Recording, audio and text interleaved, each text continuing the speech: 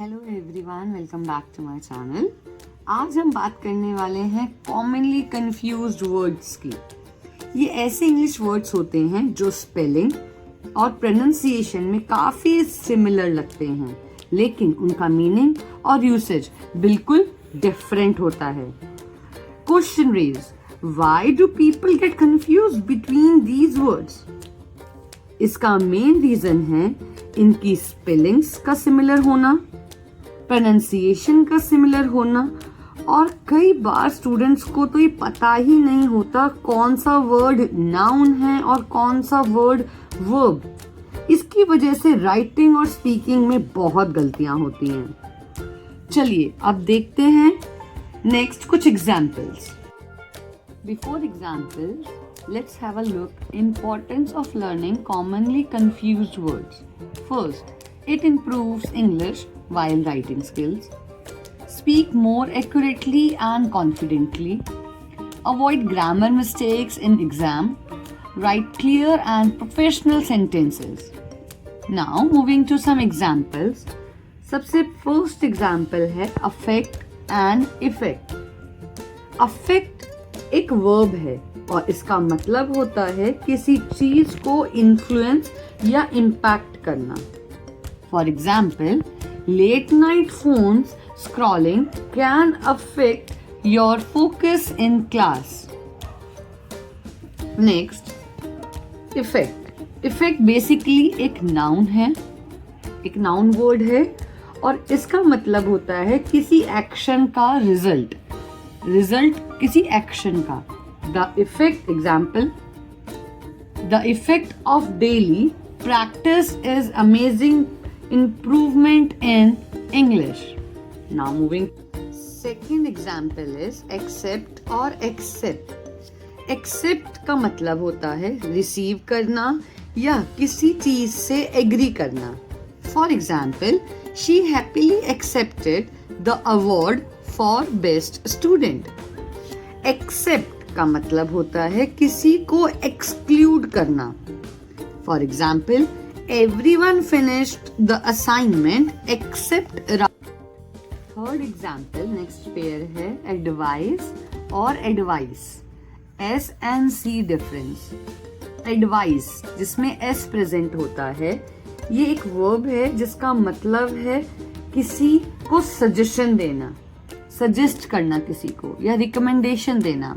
For example, my teacher advised me to avoid eating fried and spicy food. Next देखते हैं advice, जिसमें C होता है। advice एक noun है, a thing, और इसका मतलब होता है suggestion या फिर guidance given to someone। जब हम किसी को guidance देते हैं, कुछ बताते हैं acknowledgement के साथ। For example, my grandfather's advice, यहाँ पे एज अ नाउन एक्ट कर रहा है फर्स्ट ऑफ ऑल। उसके बाद about work change my life, basically उन्होंने ग्रैंडफादर की एडवाइस को फॉलो किया अबाउट क्या, hard work change my life. Next अब समझते हैं next compliment, compliment. I and E difference. Compliment का मतलब होता है तारीफ या प्रेज करना। Understood? She gave me a lovely compliment about my presentation. सामने वाले ने तारीफ की, कॉम्प्लीमेंट दिया। नेक्स्ट, और कॉम्प्लीमेंट का मतलब होता है किसी चीज को परफेक्टली मैच या फिर कंप्लीट करना। उसके पे कोई भी चीज है या तो उसके ऊपर वो साथ में जा रही है या फिर उसको पूरी चीज को कंप्लीट कर रही है, उसका मतलब होता है complement. The blue tie perfectly complements his black suit. Proper अच्छे से कंप्लीटली उस ब्लैक सूट पे वो टाई जा रही है, तो उसका मतलब है complement. Next, last but not the least and most important, आज भी बच्चे इसमें गलती करते हैं और बहुत लोगों को इसमें कंफ्यूजन होती है। प्रिंसिपल।